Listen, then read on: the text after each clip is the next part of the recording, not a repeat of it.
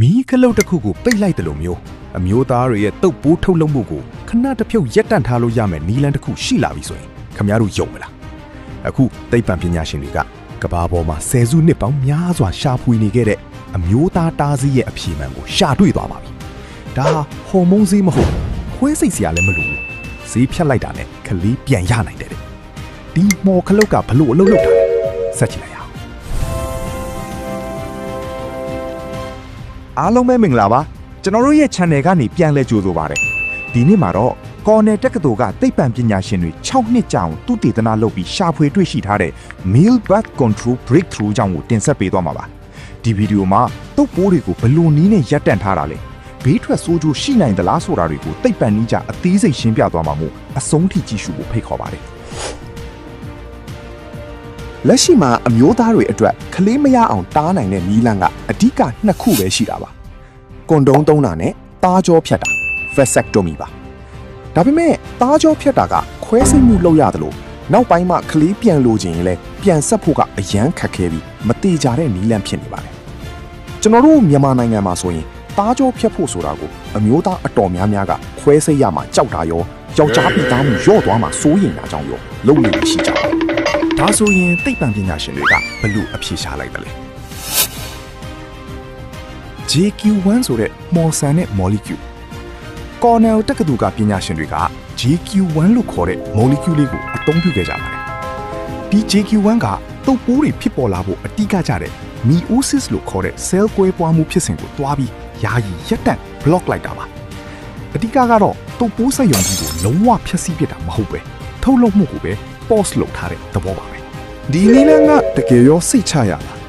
သိပ္ပံပညာရှင်တွေဘယ်လိုစမ်းသပ်ခဲ့တယ်လဲဆိုတာကြည့်ရအောင်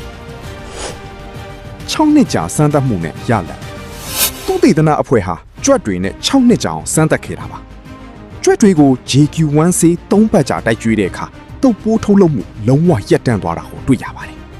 ဒါပေမဲ့အံ့ဩဖို့ကောင်းတာကစီးဖြတ်ပြီး6ပတ်အကြာမှာတုပ်ပိုးထုတ်လုပ်မှုဟာပုံမှန်တိုင်းပြန်ဖြစ်လာပြီးကလေးတွေပြန်ရနိုင်ခဲ့တာပါ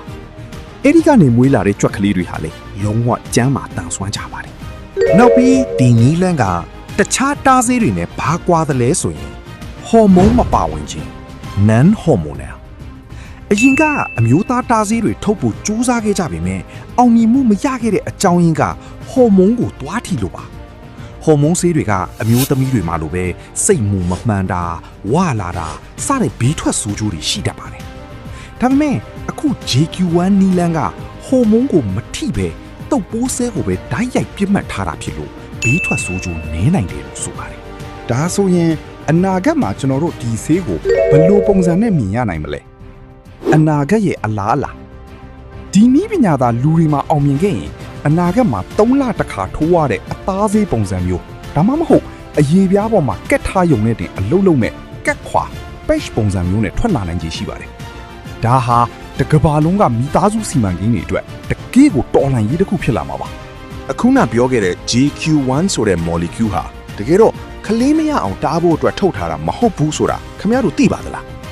သူကမူလကကင်ဆာယောဂါနဲ့ရောင်ရမ်းတဲ့ယောဂါတွေကိုကုသဖို့အတွက်သူတေသနလုပ်ရင်းကနေရှာဖွေတွေ့ရှိခဲ့တာပါ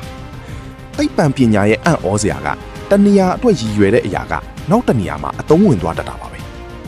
ကဲခင်ဗျားတို့ကဘယ်လိုထင်လဲအမျိုးသားတွေအတွက်ဒီလိုခလီးမရအောင်တားနိုင်တဲ့ခလုတ်ပုံစံမျိုးဆေးတွေထွက်လာရင်သုံးကြည့်ကြမလားကောမန့်မှာဝင်ရောက်ဆွေးနွေးပေးသွားကြပါဦးဒီဗီဒီယိုလေးကိုသဘောကျတယ်ဆိုရင် like လုပ်ပြီးသိပ္ပံဗဟုသုတတွေအမြဲလေ့လာဖို့ကျွန်တော်တို့ channel ကို subscribe လုပ်ထားဖို့မမေ့နဲ့ဘူးနော်နောက်အပတ်မှာတော့ကဘာပေါ်ကအထူးခြားဆုံးတတ္တဝါများအကြောင်းကိုတင်ဆက်ပေးသွားမှာမို့စောင့်မျှော်ကြည့်ရှုပေးကြပါဦးအားလုံးကိုကျေးဇူးတင်ပါတယ်